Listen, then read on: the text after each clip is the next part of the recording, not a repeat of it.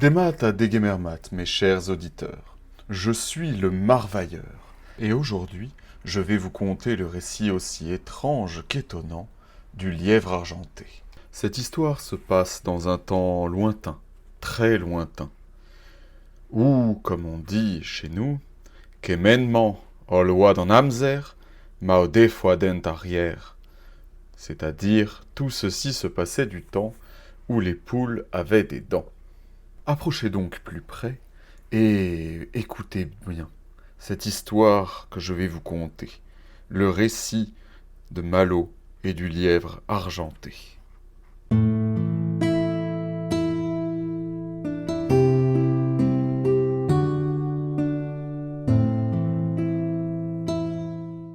On dit qu'autrefois, dans les temps anciens, il y avait un beau château, là où se voit à présent la ferme de Kéroderne, dans la commune de Loirgat, près de la montagne de Bré, et que ce château appartenait à un riche et puissant seigneur qui avait un fils et 3 filles d'une beauté remarquable.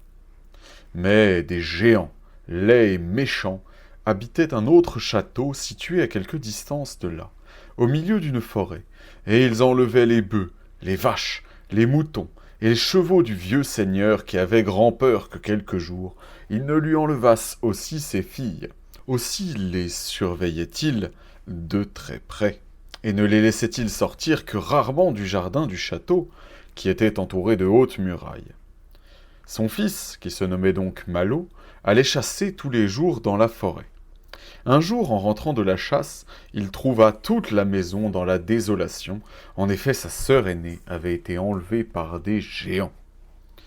Cela ne l'empêcha pourtant pas de retourner le lendemain à la forêt, après avoir recommandé à son père de bien veiller sur ses 2 sœurs cadettes. Quand il rentra le soir, la seconde de ses sœurs avait aussi été enlevée. Cependant, il retourna encore le lendemain à la forêt, après avoir recommandé à son père de redoubler de surveillance, attendu qu'il ne lui restait plus que sa fille cadette. « Oh, celle-là, dit le vieillard, ne me sera pas enlevée, dussé-je y perdre la vie. » Mais hélas, quand Malo rentra, sa 3e sœur avait également disparu et son père était mort. Sa douleur fut grande. Il resta plusieurs jours sans sortir et s'enferma pour pleurer. Cependant, au bout de quelque temps, il reprit son fusil et retourna à la forêt, peut-être dans l'espoir secret de retrouver ses sœurs. Il en rencontra un beau lièvre, au poil argenté, qui, assis sur son derrière, le regardait et ne paraissait pas le craindre. Il voulut essayer de le prendre sans le tuer. Mais au moment où il croyait mettre la main dessus, le lièvre s'enfuit un peu plus loin et s'arrêta encore à le regarder. Il le poursuivit et le manqua encore. Ce manège dura longtemps. L'animal paraissait assez disposé à se laisser prendre, et s'échappant toujours, au moment où le chasseur croyait être sûr de lui, si bien que le soir survint et que Malo, dépité, ne voulant pourtant pas tuer un aussi beau lièvre, s'en retourna à la maison d'assez mauvaise humeur. Le lendemain, il retourna à la forêt et retrouva le lièvre argenté au même endroit que la veille. Et il recommença sa poursuite, mais sans plus de succès. Et finalement, impatienté, il se dit « Ah bast, je suis bien bon de me donner tant de mal pour un lièvre, et si tu ne veux point te laisser prendre, je te tuerai comme un lièvre ordinaire. » Et il coucha l'animal en joue et fit feu. Le lièvre ne bougea pas. « Je l'ai manqué, pensa-t-il. Et il fit feu, une seconde fois. Le lièvre ne bougea toujours pas. « Il faut que je les tue raide du premier coup, se dit-il alors, car je ne suis pas si maladroit que cela. » Et il s'avança pour le prendre. Mais au moment où il allait mettre la main dessus, le lièvre s'enfuit encore et s'arrêta à une 50aine de pas plus loin. Malo, honteux de sa maladresse, fit alors pleuvoir sur lui une véritable grêle de plomb. Le lièvre ne bougeait pas et le regardait tranquillement. Malo finit par s'apercevoir que le plomb s'aplatissait sur lui sans lui faire de mal. « C'est un lièvre enchanté, se dit-il alors, et je perds mon temps et ma peine à essayer de le prendre. Il ne me reste plus qu'à me retourner à la maison, mais j'en suis loin ici, et la nuit vient, je crains fort qu'il ne me faille coucher sous les linceuls de l'alouette. »« Oh non, si vous voulez, lui dit le lièvre dans le langage des hommes. Comment cela, s'il vous plaît demanda Malo étonné. Descendez tout du long de cette avenue de vieux chênes que voilà, et vous trouverez, à l'extrémité, un château où vous pourrez passer la nuit et voir votre sœur aînée. Je serais heureux de revoir ma sœur, pensa-t-il, et de la ramener à la maison si je le puis, car je la soupçonne de n'être pas bien là où elle est. Et il suivit le conseil du lièvre. Il descendit l'avenue de vieux chênes et se trouva devant un vieux château, ceint de hautes murailles. Il frappa à la porte avec la crosse de son fusil, et une voix qu'il reconnut facilement pour être celle de sa sœur aînée demanda de l'intérieur. « Qui est là ?»« C'est moi qui viens te voir, sœur chérie, ouvre-moi vite. »« Comment ? C'est toi, frère chéri, que je suis donc heureuse de te revoir. » Et elle ouvrit la porte, et ils s'embrassèrent tendrement. Malo entra dans le château, conduit par sa sœur, qui lui fit servir à manger. Puis elle lui dit « J'aurais été bien heureuse, frère chéri, de te voir passer quelque temps ici avec moi, mais hélas, cela ne se peut pas sans grand danger pour ta vie. Le géant, mon mari, est parti depuis ce matin comme tous les jours pour la chasse aux hommes, car c'est là à peu près sa seule nourriture. Et quand il rentrera ce soir, je crains fort qu'il ne veuille te manger, aussi surtout si sa chasse n'a pas été bonne. » « Ah, ton mari mange les hommes. Eh bien, je voudrais bien le voir. Cache-moi quelque part d'où je puisse le voir sans être vu de lui. Derrière ces tonneaux que voilà, par exemple. » Malo se cacha derrière les tonneaux au bas de la salle, et le géant arriva aussitôt. Il jeta bien 4 ou 5 hommes morts sur la table en disant « Voilà pour mon souper !» Puis ôtant de dessus ses épaules son manteau qui pesait bien 500 livres, il le jeta sur les tonneaux en disant « Pouah, je suis bien fatigué !» « Et pourquoi aussi vous donnez tant de mal tous les jours ?» lui dit sa femme. « Il le faut bien, répondit-il. Donnez-moi à boire, car j'ai soif. » Et la sœur de Malo prit une grande pinte, tira du vin d'un tonneau et le posa sur la table devant le géant. Celui-ci saisit aussitôt la pinte, et il s'apprêtait à la vider lorsqu'il s'écria en reniflant. Mais, que signifie ceci? Ce vin sent le chrétien! Il y a un chrétien ici. Où est-il? Je veux le voir à l'instant. C'est mon frère qui est venu me voir. Ne lui faites pas de mal, je vous prie. Fort bien. Si c'est votre frère, je ne lui ferai pas de mal, dit le géant en se calmant. Mais où est-il? Présentez-le-moi pour que nous fassions connaissance. Et la jeune femme le fit sortir de sa cachette, derrière les tonneaux, le prit par la main et le présenta au géant. Il est fort gentil, votre frère, dit celui-ci, et je lui ferai certainement pas de mal. Assieds-toi donc, beau frère, à côté de moi, bois un coup de vin et causons ensemble pendant que ta sœur nous prépare à manger. Comme tu t'es donné de la peine depuis quelques jours, à courir après le lièvre au poil d'argent de la forêt. C'est vrai, répondit Malo, j'aurais bien voulu le prendre. Ah, mon pauvre ami, toi prendre le lièvre argenté, songe donc que voici 500 ans que je cours inutilement après lui, et je ne suis pas encore parvenu à savoir où il se retire quand je perds sa trace. N'importe. Je veux le poursuivre encore pour voir. Crois-moi, tu ferais mieux de rester ici tranquille avec ta sœur, et de ne plus songer au lièvre argenté. Non, je veux encore essayer de le prendre.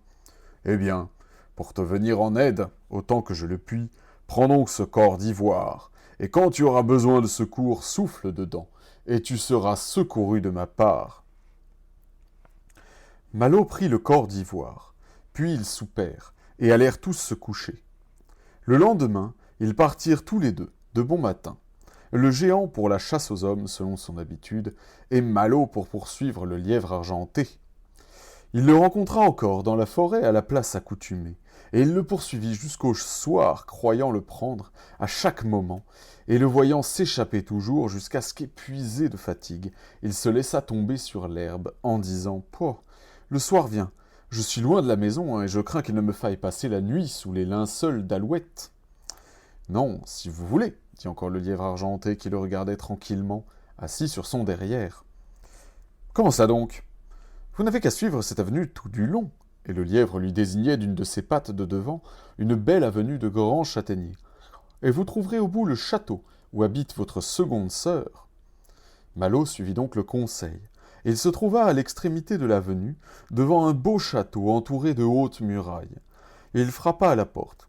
Et une voix qu'il reconnut pour être celle de sa seconde sœur demanda « Qui est là ?»« C'est moi, répondit-il, qui vient te voir, ma sœur chérie. Ouvre vite, ouvre vite. » Comment? C'est toi, mon frère chéri, que je suis donc heureuse de te voir. » Et elle lui ouvrit la porte, et ils s'embrassèrent tendrement. Malo entra dans le château. Il mangea et but car il avait grand faim. Puis comme il paraissait vouloir passer quelque temps chez sa sœur, celle-ci lui dit « J'aurais bien été heureuse, frère chéri, de te voir passer quelques jours avec moi dans ce château, mais hélas, cela ne se peut pas sans grand danger pour ta vie. Le géant, mon mari, est parti depuis ce matin, comme tous les jours, pour la chasse aux hommes, car c'est là à peu près sa seule nourriture. Et quand il rentrera ce soir, je crains qu'il ne veuille te manger toi-même, surtout si sa chasse n'a pas été bonne. » Hein, ton mari aussi mange des hommes? Eh bien qu'importe, je voudrais le voir. Cache-moi quelque part d'où je le verrai sans être vu de lui. Derrière ces tonneaux que voilà, par exemple. Eh bien oui, cache-toi vite derrière ces tonneaux, car voici l'heure où il a coutume de rentrer. Malo se cacha derrière des tonneaux qui étaient entassés en bas de la salle, et le géant arriva presque aussitôt.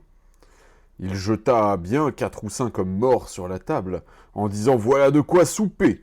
et ôtant de dessus ses épaules son manteau qui pesait 700 livres, et le jetant sur les tonneaux, « Pouah, je suis bien fatigué. »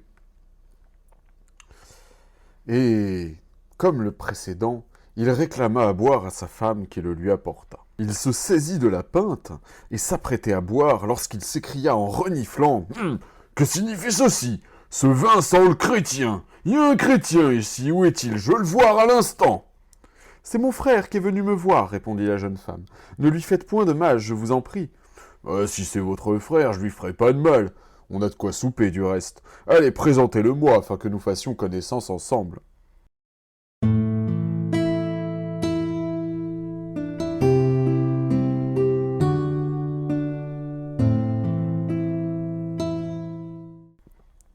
Et elle alla le chercher au bas de la salle, l'amena par la main et le présenta au géant. « Ah, il est fort gentil, votre frère, dit le géant, et je lui ferai sûrement pas de mal. » Il s'adressa à Malo. « Assieds-toi là, mon garçon, à côté de moi, bois un coup de vin et causons. C'est vrai que tu t'es bien donné du mal depuis quelques jours à courir après ce lièvre argenté. »« C'est vrai, répondit Malo, et j'aurais bien voulu pouvoir le prendre. »« Ah, mon pauvre ami, à toi, prendre le lièvre argenté. Songe donc que voici plus de 700 ans que je cours inutilement après lui, et que je ne sais pas encore où il se retire quand je perds sa trace. »« N'importe, dit Malo, je veux le poursuivre, et encore, pour voir. »« Ouais, crois-moi, tu feras mieux de rester ici avec ta sœur, et de ne plus songer au lièvre argenté. »« Non, je veux encore essayer. »« Eh bien, pour te venir en aide autant que je le puis, prends ce bec d'oiseau. Et quand tu en auras besoin de secours, souffle dedans et tu seras secouru de ma part. » Malo prit le bec d'oiseau, et ils allèrent ensuite se coucher. Le lendemain matin, ils partirent tous les deux, le géant selon son habitude pour la chasse, et Malo pour poursuivre le lièvre argenté. Il le trouva au même endroit dans la forêt, le poursuivit longtemps et inutilement comme les jours précédents, si bien que le soir le surprit encore, harassé de fatigue et n'en pouvant plus. « Il me faudra sans doute passer la nuit sous les linceuls de l'alouette, dit-il encore, s'asseyant sous un arbre. Et le lièvre argenté, encore une fois, lui dit « Non, si vous voulez. »« Comment ça? Suivez cette avenue de grands hêtres jusqu'au bout, et vous arriverez au château qu'habite votre plus jeune sœur. » Malo suivit le conseil, et il se trouva à l'extrémité de l'avenue, devant un vieux château entouré de tous côtés de hautes murailles. Il frappa à la porte, et une voix qu'il reconnut pour être celle de sa plus jeune sœur demanda « Qui est là ?»« C'est moi, répondit-il, qui vient te voir. Ma sœur chérie, ouvre-moi vite !» Et elle lui ouvrit, et ils s'embrassèrent tendrement. Malo entra dans le château. Il mangea et but, car il avait grand faim. Et comme il voulait rester quelque temps auprès de sa sœur, celle-ci lui dit « Ah, j'aurais bien été heureuse, mon frère chéri, de te voir passer quelques jours ici avec moi. Mais hélas, cela ne se peut pas sans grand danger pour ta vie. Le géant, mon mari, est parti, ce matin comme tous les jours, à la chasse à l'homme. Et c'est là sa seule nourriture, et quand il rentrera, ce soir, il aura faim. Et je crains qu'il ne veuille te manger, surtout si sa chasse n'a pas été bonne. » Ainsi ton mari mange aussi des hommes. Pouh, n'importe, je veux le voir. Cache-moi quelque part d'où je le verrai sans être vu de lui, derrière ces tonneaux que voilà au bas de la salle, par exemple. Eh bien oui, cache-toi derrière ces tonneaux, car voici le moment où il rentre. Malo se cacha derrière les tonneaux, au bas de la salle, et le géant arriva aussitôt. Il jeta bien une demi-douzaine d'hommes morts sur la table en disant « Voilà de quoi souper !» Puis il ôta de dessus ses épaules un manteau qui pesait 1000 livres et s'assit en disant « Oh, je suis bien fatigué !»« Pourquoi vous donnez aussi tant de mal tous les jours ?» lui dit la sœur de Malo. « Oh, il le faut bien, mais donnez-moi à boire, j'ai grand soif. » Et encore une fois, la jeune femme prit une grande pinte, tira du vin d'un tonneau et le posa sur la table devant le géant qui s'apprêtait à boire quand il s'écria en reniflant, comme les autres géants, « Que signifie ceci? Ce vin sent le chrétien! Il y a un chrétien ici! Où est-il? Je veux le voir à l'instant! » « C'est mon frère qui est venu me voir. Ne lui faites pas de mal, je vous prie. »« Si c'est votre frère, je ne lui ferai pas de mal, nous avons de quoi souper du reste. Hé, présentez-le-moi, que nous fassions connaissance ensemble. » Et elle alla chercher, derrière les tonneaux, son frère. Elle l'amena par la main et le présenta au géant. « Il est fort gentil, votre frère, dit celui-ci, et je lui ferai sûrement pas de mal. » S'adressant à Malo, « Assieds-toi là, beau frère, à côté de moi. Bois un coup de vin et causons. C'est vrai qu'après tout, tu t'es donné du mal depuis quelques jours à courir après le lièvre argenté. C'est vrai, et je voudrais bien pouvoir le prendre. » « Mon pauvre ami, toi prendre le lièvre argenté, songeons que voici plus de 1000 ans que je cours inutilement après lui, et je suis même pas parvenu encore à savoir où il se retire quand je perds sa trace. Qu'importe, je veux le poursuivre encore pour voir. »« Oh, crois-moi, tu ferais mieux de rester ici tranquillement avec ta sœur, et de plus songer au lièvre argenté. »« Non, je veux encore essayer de le prendre. »« Très bien. Pour te venir en aide autant que je le puis, prends cette mèche de cheveux dorés. Et quand tu auras besoin de secours, dis simplement ces mots en la tenant à la main. Par la vertu de cette mèche de cheveux dorés, je demande du secours. Et aussitôt tu seras secouru de ma part. » Malo prit la mèche de cheveux dorés, puis ils allèrent se coucher. Le lendemain matin, le géant et Malo partirent de bonne heure. Le géant pour se livrer à la chasse aux hommes, selon son habitude, et Malo pour poursuivre le lièvre au poil argenté. Il le rencontra, comme les jours précédents, au même endroit dans la forêt, et il le poursuivit jusqu'à un bras de mer qui pénétrait sous le bois. Le lièvre sauta lestement par-dessus l'eau, mais Malo ne put faire comme lui, et le voilà bien embarrassé. Il aperçut sur le rivage, à l'angle de 2 grands rochers, une pauvre hutte dont la porte était ouverte. Il y entra, c'était l'habitation d'un vieux cordonnier.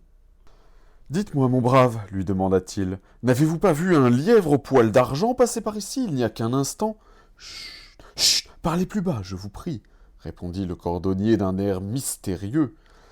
Ce n'est pas un lièvre, comme vous le croyez, mais bien une princesse, la fille du roi de Perse. Je suis son cordonnier. Tous les jours, je lui fournis une paire de souliers neufs que je lui porte moi-même dans son palais. » « Eh bien, je voudrais bien y aller aussi avec vous, si vous le voulez bien. »« Je le veux bien, mais à la condition que vous ne direz pas que c'est moi qui vous y ai conduit. Je vais en Égypte quand je veux, c'est-à-dire qu'il voyageait à volonté à travers les airs, et je traverse aussi facilement la mer pour me rendre au palais de la princesse. Je vous donnerai un manteau qui vous rendra invisible. Vous monterez sur mon dos et nous partirons dès lors que j'aurai terminé mes souliers. » Quand les souliers furent achevés, le vieux cordonnier mit sur les épaules de Malo le manteau qui rend invisible, lui dit de monter sur son dos, et ils partirent alors avec la rapidité du vent. Ils traversèrent ainsi la mer et arrivèrent promptement au château de la princesse. Ils descendirent dans la cour. « Suivez-moi, dit le vieux cordonnier à Malo, et ne craignez rien, car personne ne pourra vous voir tant que vous aurez le manteau sur vos épaules. Gardez-vous donc de l'ôter. » Ils pénétrèrent jusqu'à la chambre de la princesse. Elle était absente. Le vieux cordonnier y déposa les souliers et s'en alla, et Malo y resta. La princesse rentra peu après et dit à sa servante « J'ai bien couru par la forêt de Kéroderne, espérant y rencontrer mon amoureux comme d'ordinaire, et je ne l'ai pas vu. Aussi suis-je bien fatiguée et en peine de lui. »« Consolez-vous, ma maîtresse, lui dit la servante. Vous le reverrez sans doute demain. Mangez et buvez pour réparer vos forces, et demain vous serez plus heureuse. » La princesse mangea et but, mais moins que d'ordinaire, puis elle se retira dans sa chambre toute soucieuse. Malo, qui avait faim aussi, et qui grâce à son manteau avait pu entendre la conversation de la princesse et de sa servante, sans être vu d'elle, dit quand la princesse arriva dans sa chambre où il l'avait suivie.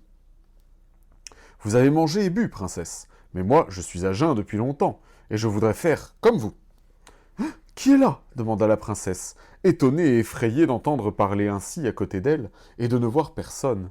« Le fils du seigneur de Kéroderne, répondit Malo. « Ne vous effrayez pas, je vous en prie, princesse. »« Le fils du seigneur de Kéroderne ?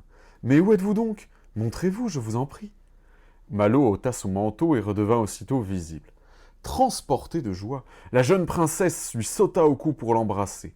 Elle lui fit servir à manger et à boire, et ils passèrent la nuit ensemble. Malo resta au château sans que personne n'en sût rien, et la princesse ne sortit plus.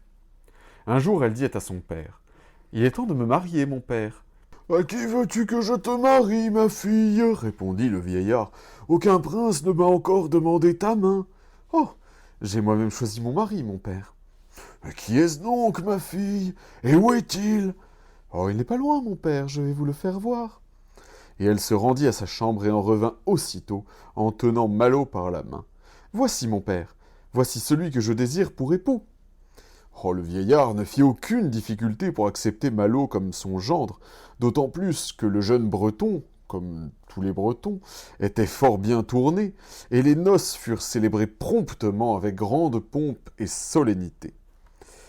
Quelque temps après, la princesse recommença à sortir, toujours sous la forme d'un lièvre au poil argenté.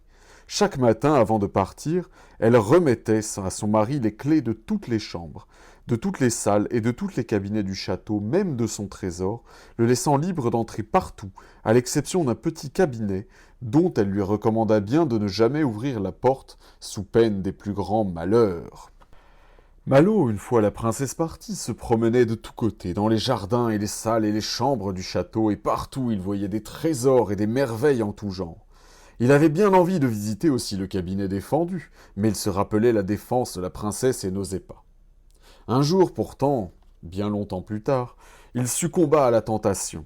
Il ouvrit la porte et aussitôt le diable s'élança hors du cabinet et dit « Ha ha, c'est très bien, ta femme est à moi maintenant et je vais l'emporter. »« Vous attendrez bien au moins jusqu'à 10 heures demain matin, répondit Malo.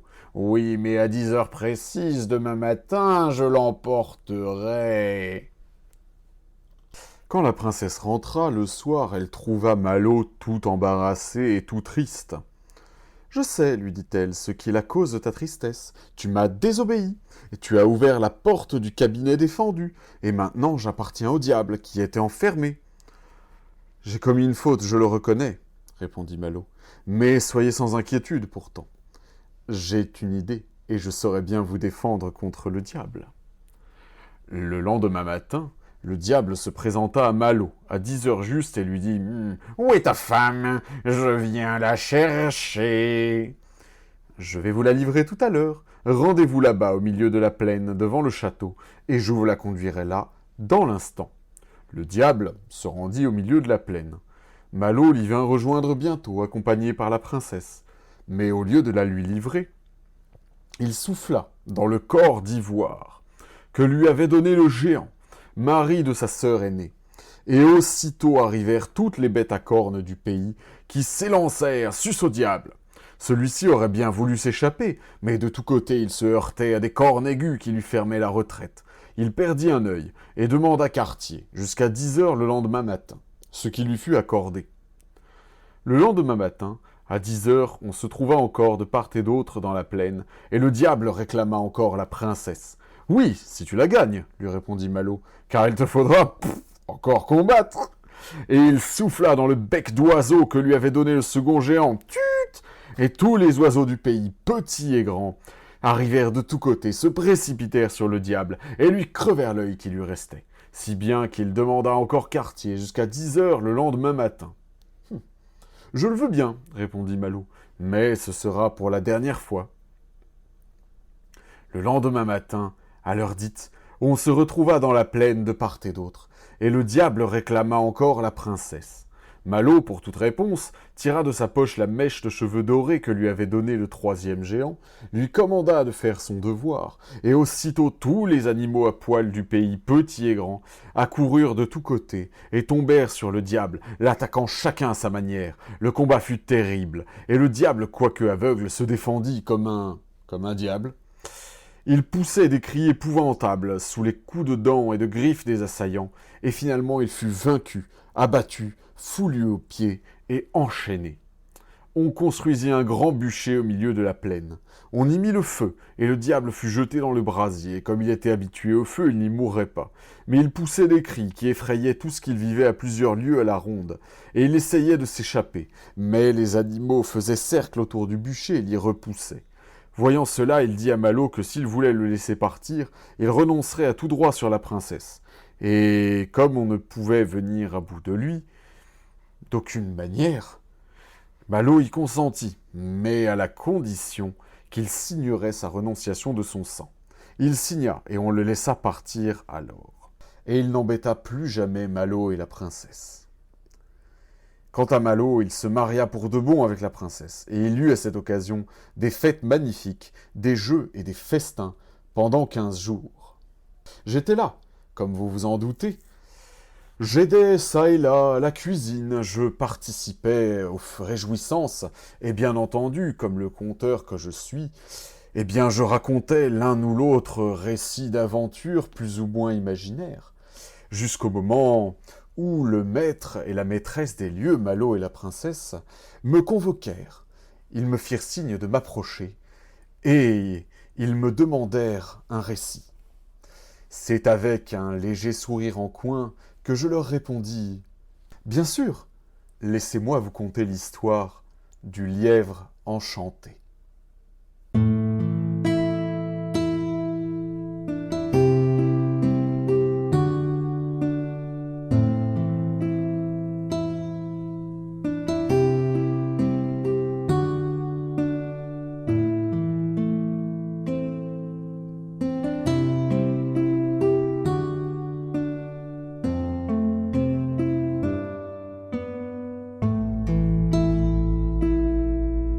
Ainsi s'achève l'histoire du lièvre enchanté. Comme vous le voyez, quelquefois il peut sortir du bon lorsque l'on renonce à sa vengeance. Malo a renoncé à la vengeance contre les 3 géants qui avaient enlevé ses sœurs, et grâce à cela il a reçu des cadeaux qui lui ont permis de trouver un trésor plus grand encore, et de vaincre le diable. Il y a là, je crois, une leçon à tirer, et je ne doute pas, chers auditeurs, que vous saurez laquelle. Quoi qu'il en soit, c'était encore une fois un plaisir de vous retrouver pour ce nouveau conte. C'était le Marvailleur. Que Dieu vous garde et que la nuit vous soit favorable.